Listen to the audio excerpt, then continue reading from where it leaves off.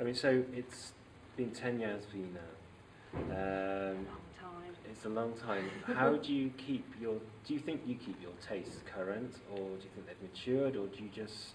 I think they've matured. I think we've always we're always aware that as we get older, that our tastes are going to change, and that we need to be finding out about new stuff. But I think we've managed to retain a current knowledge.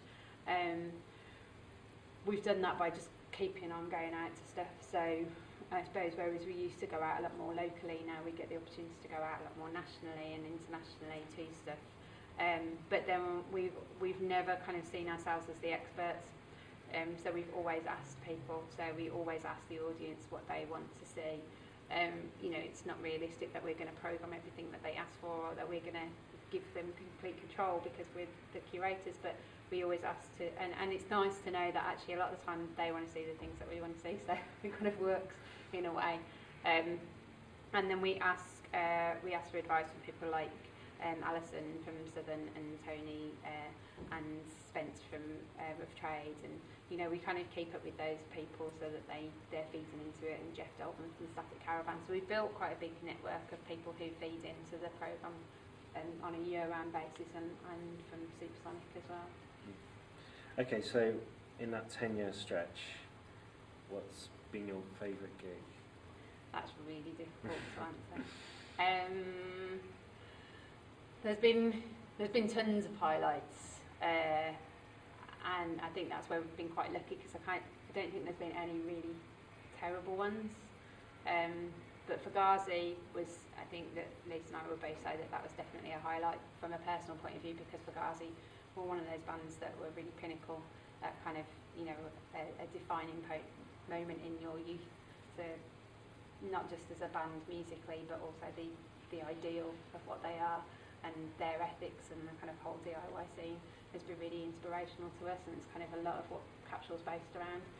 So that was great.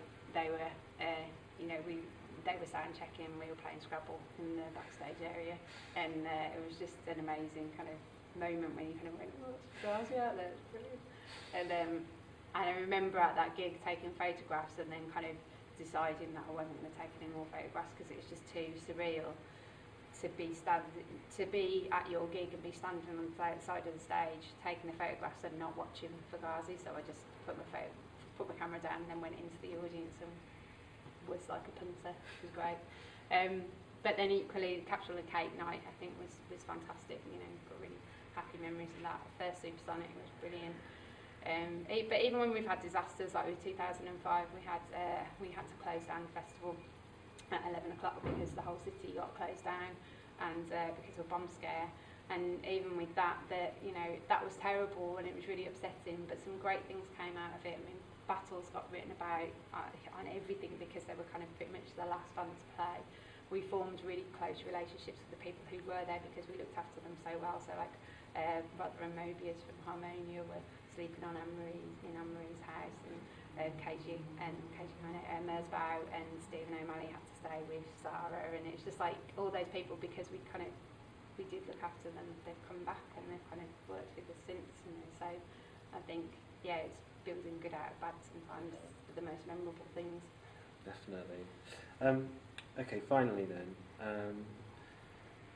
10 years is quite a good period to sort of draw a line onto sort of things and sort of say that's past, and look back at that, but also it's time to look to the future. So what's on the horizon? How do you see it changing in the next few years? I think that we would like to have something more permanent. I think that's in whatever kind of guise that might be. So we're talking about a permanent exhibition for home metal. We'd really like to have that. We'd like to have a space for Capsule, and that's something that we're talking with a few people about. We don't want to run a venue. We still want to kind of work with the venues that we currently work with, but we want to have somewhere where it's kind of more of a, we've got more visibility in the city.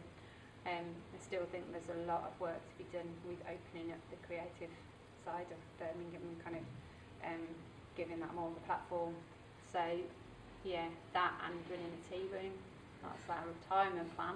So we're going to be collecting crockery for the next few years and getting our recipes correct.